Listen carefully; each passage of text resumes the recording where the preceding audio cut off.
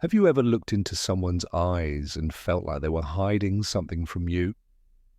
What if I told you that behind every smile, every gesture, and every word lies a hidden code, a psychological map revealing who that person truly is? Imagine being able to read people like open books, to sense lies before they're spoken, to understand what they want even when they stay silent. This isn't magic. It's dark psychology, the forbidden science of influence, manipulation, and mind decoding. Used by spies, negotiators, and even con artists, it's a set of tools that can change how you see the world and how the world sees you. Chapter 1, Mapping the Mind, Foundations of Dark Psychology and Ethical Boundaries. Dark psychology is not a single trick. It's a coherent lens for reading motive, leverage, and vulnerability in social interactions. To use it responsibly, you must start with 3 foundations: a clear model of human drives, a calibrated signal detection framework, and an ethical boundary that keeps analysis defensive rather than exploitative. The model of drives simplifies human behavior into 4 proximate engines: survival, safety, threat avoidance, status, esteem, dominance, reputation, affiliation, and acquisition. Every social move registers on one or more of those axes. The first task of analysis is mapping which engine is active in a given interaction. Are you observing threat-avoidant gestures, status-seeking postures, affiliative warmth, or transactional resource framing? Signal detection requires baselines. People leak information primarily when their current behavior deviates from their baseline pattern. Establish baseline by observing the target in low-stakes contexts: tone, speaking rate, habitual gestures, eye contact norms, and pacing. A baseline lets you detect micro-changes that matter: a 20% acceleration in speaking rate under stress, a clipped smile that lacks synchronous eye engagement, or an unusual tightening of hands before a transactional ask. The practical baseline checklist: observe 3 minutes of neutral behavior, record recurring vocal and physical patterns, and mentally note 2 idiosyncratic markers you can track. Next, learn the taxonomy of signals: gesture clusters, open versus closed, proxemic shifts, approach versus withdrawal, micro-expressions, brief emotional blips, vocal coloration, pitch and timbre changes, and linguistic frames, deontic language like must versus hedging like maybe. Each cluster provides different diagnostic power. Micro-expressions are high specificity short bursts, while proxemics are slower but context-rich.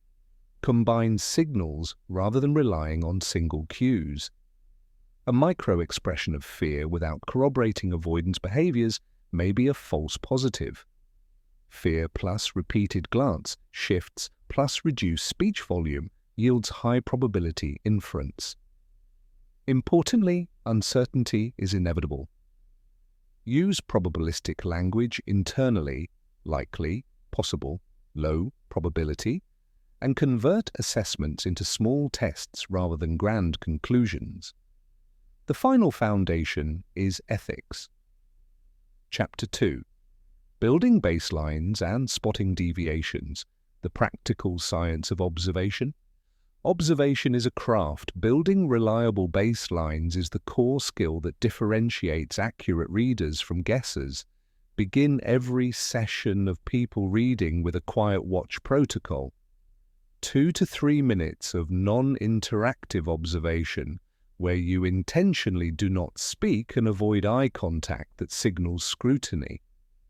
During this window, collect 5 objective data points: speech rate, words per minute, average inter-sentence pause, dominant hand gestures, open palm, self-touch, pointing, eye contact rhythm, steady, intermittent, avoidant, and breathing cadence. Record these mentally or jot them discreetly. Next, classify behaviors into stable traits versus situational states.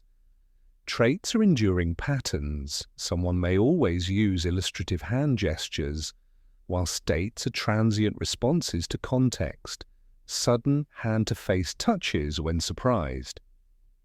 Your job is to detect shifts from trait to state because those shifts convey message-critical information.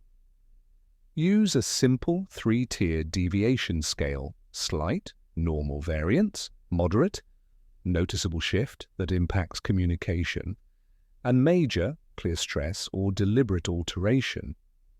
Correlate deviations with conversational content. Do shifts occur when particular topics emerge? If behavior intensifies at mentions of finance, family, or authority, note the probable locus of vulnerability or interest. Pair observation with calibrated questions that produce diagnostic reactions. Use neutral probes. Tell me more about that, or how did that feel? And watch for micro changes in the next 2 sentences. Defensive reactions like increased throat clearing, pitch rise, or literal backward micro step imply discomfort. Compensatory over-assertion, louder voice, rapid speech, demonstrative gestures often signals the opposite, an attempt to reclaim authority or mask uncertainty. Voice analysis is powerful. Measure pitch, variability, and baseline volume. Under stress, many people exhibit pitch elevation and increased speech pace. Others reduce pitch variability and monotone as a dissociative reaction. Apply voice checks during longer sentences, not single words, because one-word outliers are noise.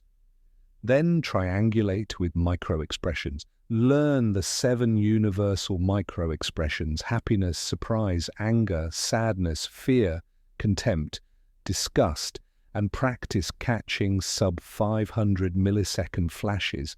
A contempt flash during a compliment reveals hidden disdain. A fear micro-expression when a future plan is mentioned implies risk perception. Use slow-motion replay for training rather than live hunting. It's an acquired perceptual skill. Chapter 3. Micro-expressions, vocal leakage, and the body's betrayal. Humans often say one thing and feel another. The body reveals the true polarity. Micro-expressions and vocal leakage are high-signal channels because they're semi-automatic and harder to control. Micro-expressions are sub-second facial contortions that occur before conscious masking. They leak primary emotion and are most diagnostic when matched with the stimulus. Train by watching brief video clips focusing on the peristimulus window, what appears in the 300 to 700 millisecond range after a triggering phrase. Contempt often compresses one side of the lip and tightens the lower eyelid. Fear widens eyes and raises the upper eyelid. Disgust raises the upper lip and wrinkles the nose. Don't overvalue a single micro-expression. Context and corroboration are essential. Vocal leakage, small involuntary changes in pitch, breathiness, rate, or micropauses, reveals autonomic arousal. A person who momentarily tightens breath and then resumes with an extra breath before answering may be suppressing a stressful thought. Listen for micro-hesitations like and repairs, what I mean is, which rise during cognitive load. The pitch contour is telling. A rising terminal pitch may signal uncertainty or an invitation for reassurance. A sudden drop can be used deliberately to assert dominance.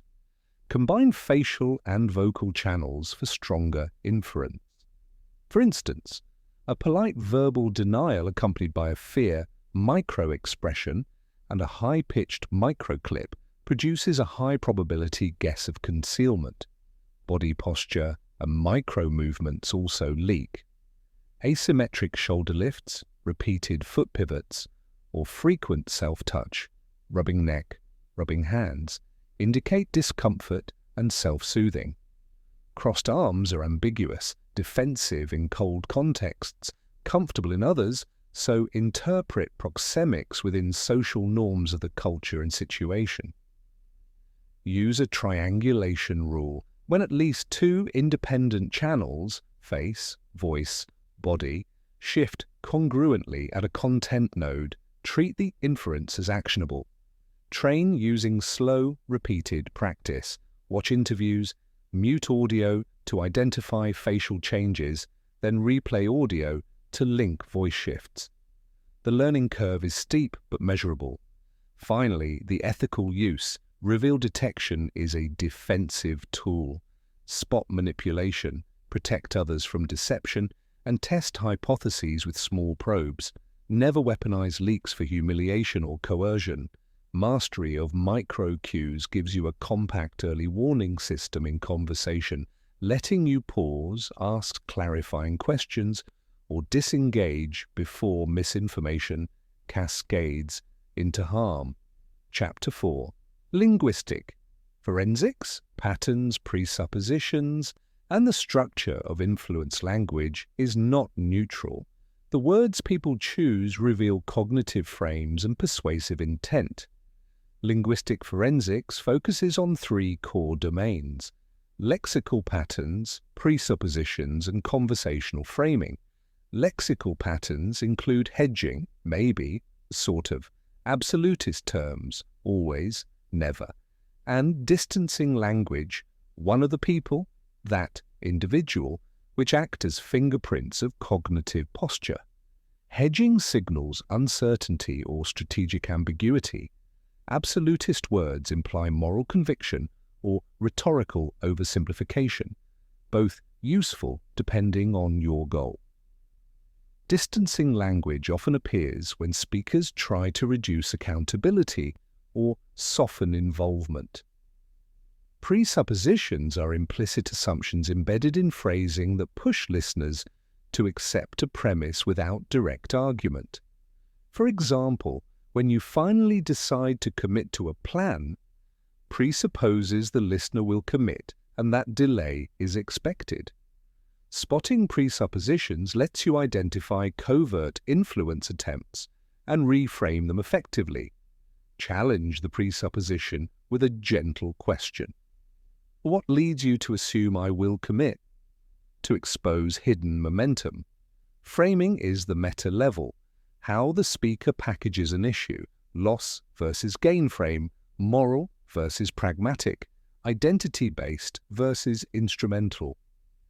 Effective interrogators shift frames to test elasticity, convert a gain frame to a loss frame, and observe whether the target resists or conforms. Chapter 5. Protective. Listening. How questions reveal motive. Without coercion, protective listening is the most effective non-confrontational skill in people analysis. By designing neutral, low-cost questions, you elicit revealing responses while maintaining safety and rapport. The core principle is minimal intrusion probing, short, contextually anchored prompts that reduce reactive defensiveness and therefore reveal authentic micro-behaviors. Start with descriptive closed-open sequencing, a brief close question that establishes a safe factual baseline.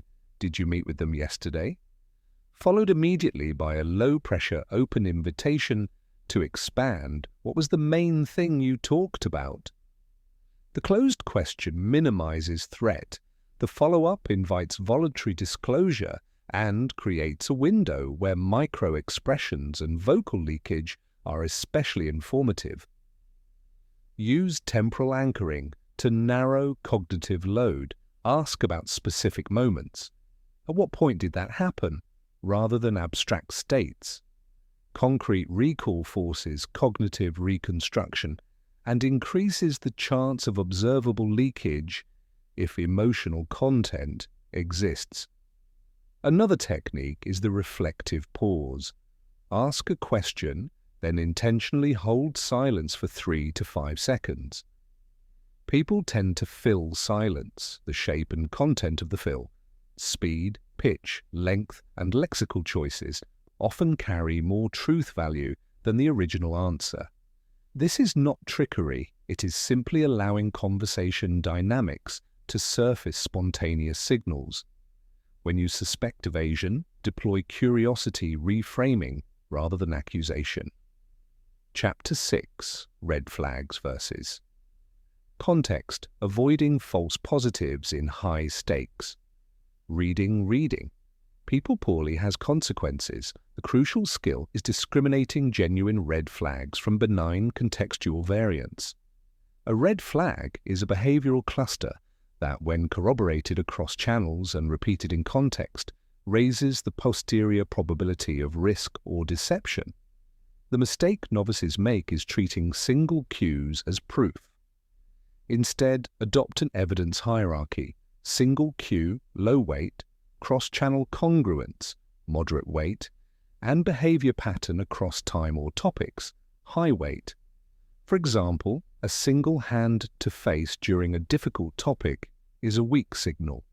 The same hand to face plus voice pitch shifts and avoidance of direct answers across multiple sessions becomes high probability evidence of discomfort or concealment. Always factor baseline and context. Cultural norms, neurodiversity, and temporary fatigue can mimic risk signals. A person from a culture that values indirect eye contact will look avoidant, but not deceptive. A neurodivergent individual may show atypical prosody unrelated to truthfulness. Build contextual notes into your observation log. Known medical or cultural variables reduce false positives. When stakes are high, safety, legal, career, triangulate with objective data before action. Emails, timestamps, external corroboration, or physical records. Use low-cost corroboration steps, private, factual questions, ask to neutral parties, or public records checks before escalating. Another protective step is to evaluate motive structures. Who benefits if a story is true or false? Motive analysis is probabilistic. Multiple parties may have complex incentives. Chapter 7. Influence. Detection. Spotting covert persuasion and protecting consent. Covert persuasion is designed to steer decisions without a person's informed consent. Detecting it early preserves autonomy. There are 3 high-level signatures of covert influence: engineered momentum, small commitments that build; emotional lever framing, targeted appeal to fear or desire; and control of context, manipulating information flow, or scarcity cues. Engineered momentum is the classic incremental compliance pattern: small yeses that prepare for larger asks. You detect it when conversation contains a sequence of progressively larger requests that consistently receive assent. The ratio of small asks to large requests is informative. Emotional lever framing uses targeted narratives to bypass deliberation, stories that evoke guilt, urgency, or social belonging without substantive evidence. Chapter 8. Digital footprints and behavioral signals. Online. Translation to the screen. Online behavior produces a rich but noisy signal set. Translating screen signal to embodied intent requires an adapted baseline protocol. Examine posting rhythm, comment valence, network composition, and content diversity. Posting rhythm, frequency, and timing reveals cultivation. High-frequency, high-polish posts often signal impression management. Irregular bursts around specific topics can indicate reactive defensiveness or campaign behavior. Comment valence, tone of replies, and network composition, who amplifies content, shows social alignment. A tight cluster of repeated interlocutors who echo content suggests a curated echo chamber rather than organic engagement. Content diversity matters accounts that only post singular themes may be advocacy or marketing arms, while naturalistic variance, work, family, hobbies, suggests lower strategic curation. Beware of signal artifacts, bots, and paid amplification skew apparent social proof. Use simple checks, interaction to follower ratios, sudden follower spikes, and repeated posting patterns across accounts to flag inorganic activity. Chapter 9. Containment and de-escalation. When detection reveals a threat. When your reading produces a high probability concern, containment, calm, procedural, and legal, is your first duty. Containment has 3 pillars: minimize immediate risk, preserve evidence, and activate institutional response. Minimize immediate risk by reducing private one-on-one exposure, move meetings to public or recorded formats, avoid isolated encounters, and ensure third-party presence when necessary. Preserve evidence by documenting interactions with dates and quotes, saving digital messages, and noting witness names. Objective records protect both potential victims and the accused and facilitate fair investigation. Activate institutional response by informing the appropriate authority, security, HR, manager, regulator, with factual, time-stamped notes rather than accusations. Request a confidential review and follow-up plan rather than demanding immediate punitive action. Investigators need space to corroborate and assess. Chapter 10. Tactical interviewing. Extracting truth without coercion. Tactical interviewing is the art of converting conversation into reliable information without resorting to pressure, threats, or manipulation. The goal is not to trap someone, but to create conditions where their internal narrative either coheres or fractures in ways that are observable and ethically actionable. Begin with rapport scaffolding. Open with neutral, low-stakes topics that mirror the target's language to lower baseline defensive arousal. Mirroring, matching pace, volume, and phrase patterns works only in short doses. Overuse becomes mimicry and raises suspicion. The interview skeleton follows a 3-phase pattern: orient, probe, and verify. Orientation sets context and consent, state the purpose plainly, invite participation, and establish that candor speeds resolution. Example opening. I'd like to understand the timeline so we can fix the issue quickly. Can I ask you a few factual questions? This reduces perceived threat. Chapter 11. Dark patterns in influence. Recognizing psychological tricks in everyday context.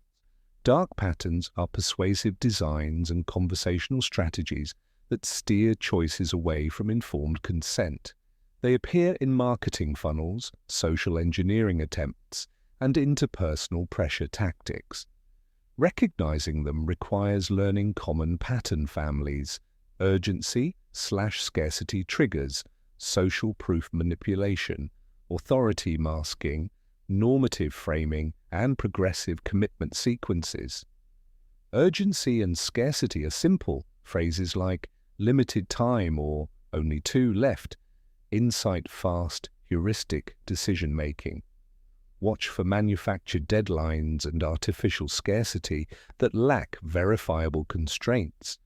Ask for evidence or extend the decision horizon to neutralize the effect. Social proof manipulation uses apparent popularity to shortcut deliberation. Look for small clusters of repetitive endorsements, identical language across testimonials, or accounts created en masse. Authority masking hides behind ostensible credentials, validate titles, cross-check affiliations, and prefer independent verification over brand claims. Normative framing recasts an ask in identity terms. Real X do Y. This bypasses critical evaluation by appealing to group belonging. Chapter 12. Rapport trust, and the ethics of influence. When to engage and when to withdraw. Rapport is the bridge between influence and abuse. It creates cooperation, but unguarded rapport also opens the door to exploitation.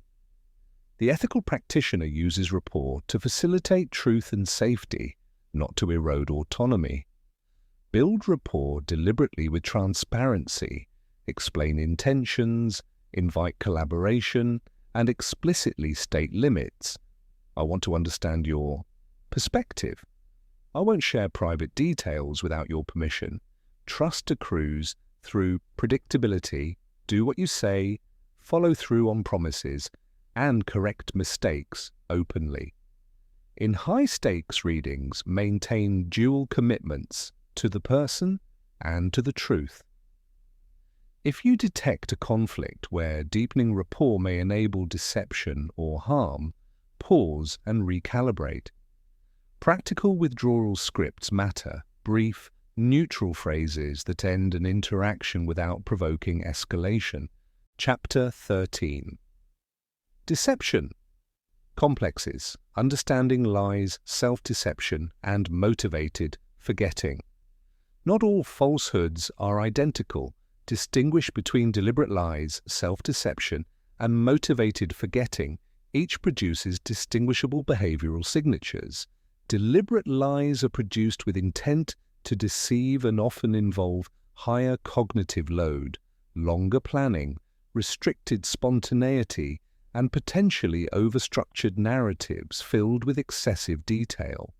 Self-deception, in contrast, involves internalized belief. People sincerely misremember or reinterpret events to preserve self-image. Their emotional affect often matches their narrative, producing congruent micro-signals even when the facts are false.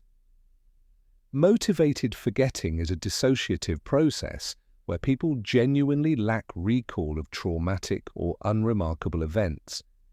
Here, you might observe flattening of affect and avoidance without the cognitive markers of deliberate fabrications. To differentiate, use cognitive load probes. Ask the subject to recount the event in reverse chronological order or to provide sensory details. Deliberate fabrications break under reverse order demands. Truthful or genuinely believed accounts maintain coherence. Compare affect and content. When emotion matches narrative content yet external corroboration fails, consider self-deception. Examine motive structures. Who benefits from a false narrative and what costs would truth impose? High-benefit, low-cost situations tilt suspicion toward deliberate deception. Keep documentation neutral, record inconsistencies, not moral judgments. Use therapeutic caution when dealing with trauma-related gaps. Suggest supportive resources rather than confrontational tests. Finally, calibrate your public response. Accusations of lying require strong corroboration and appropriate channels. For self-deception or motivated forgetting, prioritize restoration and clarity over punishment. Chapter 14. Vulnerability. Profiling who is at risk and how to protect them. Vulnerability. Profiling is not about exploiting weakness. It is about identifying people at elevated risk so you can design protections. Common vulnerability dimensions include situational stress, recent loss, job change, social isolation, cognitive overload, financial pressure, and lack of institutional support. Profiling begins with sensitive, non-intrusive inquiry. Ask about recent life changes, support networks, and stressors in open, empathetic language. Look for behavioral indicators.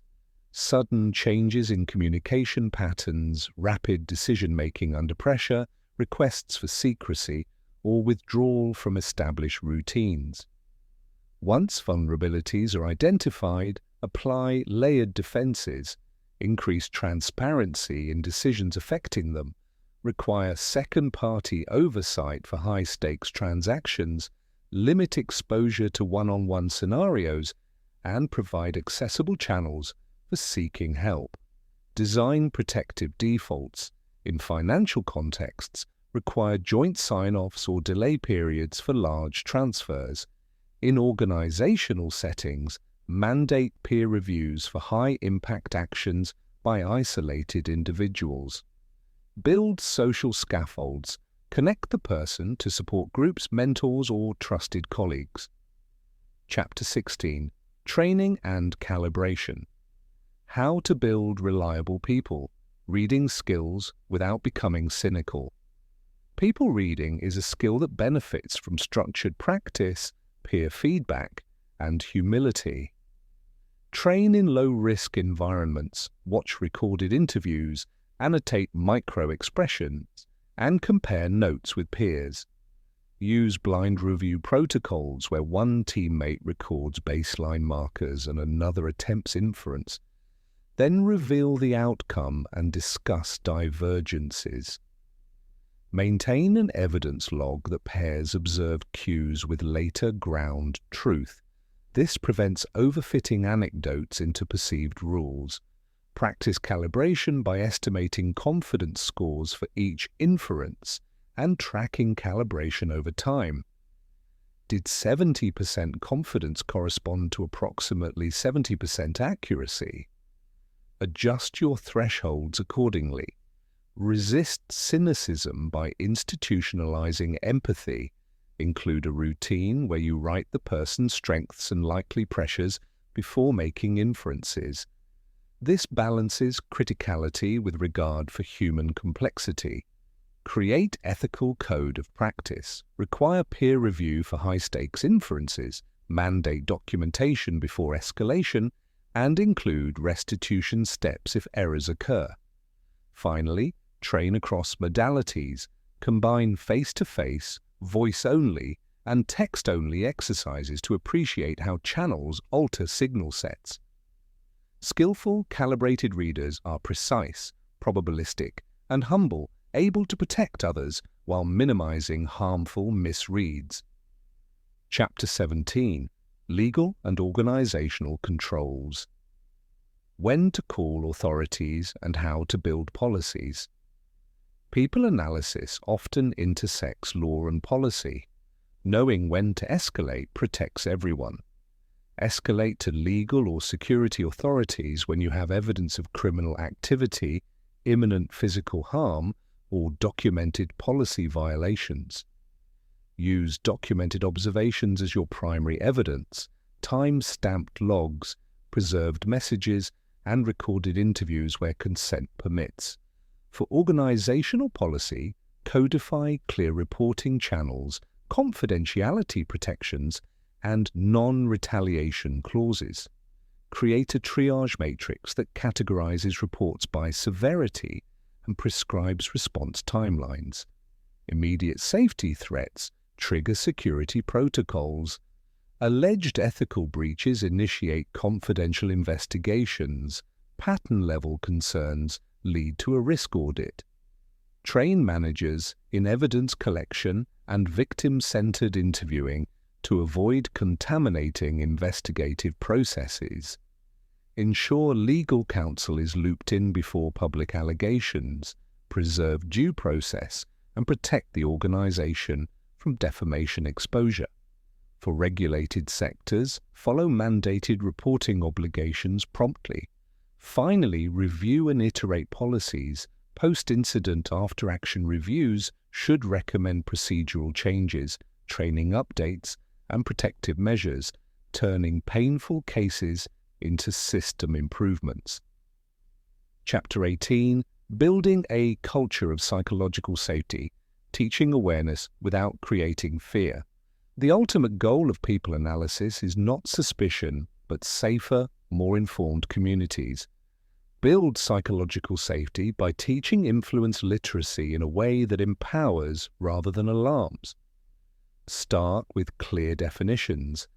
Explain manipulative tactics, common dark patterns, and defensive scripts.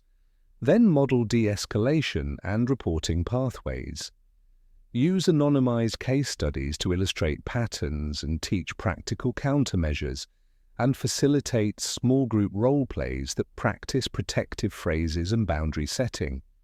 Promote norms of pause and verification, encourage people to ask for time and second opinions, and celebrate instances where caution prevented harm.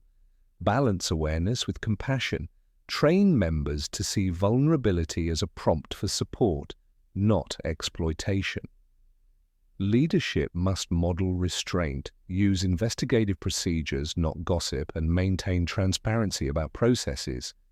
Measure culture via anonymous surveys on perceived safety and the frequency of near-miss reports. Use the data to refine training and policy. A culture that values both vigilance and empathy prevents manipulation while preserving trust, and that balance is the enduring defense against the darker uses of psychological knowledge. Chapter 19. Institutional Safeguards, Policies, Training and Accountable Practice. Institutionalizing responsible people. Analysis requires more than good intent. It demands a layered architecture of policy, training, transparency, and independent oversight that prevents abuse while enabling legitimate safety work. Start with a clear policy foundation. Define acceptable scopes of inquiry, prohibited practices, data handling rules, and escalation protocols. A policy must state what kinds of inferences are permissible, risk to self/others, fraud indicators, obvious safety threats, and which are not, psychological profiling for hiring without consent, covert surveillance for commercial advantage. Embed privacy principles, minimal collection, purpose limitation, and time-bounded retention.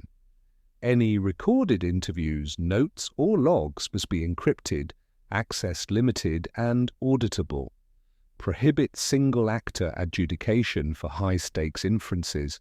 Require a two-person rule or a small review panel before any punitive action is taken. Next, build training that is practice-focused, ethically grounded, and routinely refreshed. Training has 3 layers: foundational literacy, basic signal awareness, cultural competence, and consent norms. Applied skill workshops, calibrated observation, safe probing, and documentation, and scenario-based simulations that rehearse containment, escalation, and legal coordination. Chapter 20. The Future of People Reading, AI, Deepfakes, and Ethical Resilience. The technological horizon is reshaping who we are able to read and how deception is produced. Responsible practice requires foresight, technical literacy, and regulatory engagement. Artificial intelligence will amplify both detection capability and deceptive capacity. Machine learning can assist in pattern recognition, flagging anomalous communication rhythms, clustering suspicious digital footprints, and suggesting corroboration steps. But it also powers synthetic media, micro-targeted persuasion, and automated social engineering. The core imperative is to treat AI as an augmentation, never a substitute for human judgment. Build human-in-the-loop systems that combine algorithmic triage with human verification and ethical oversight.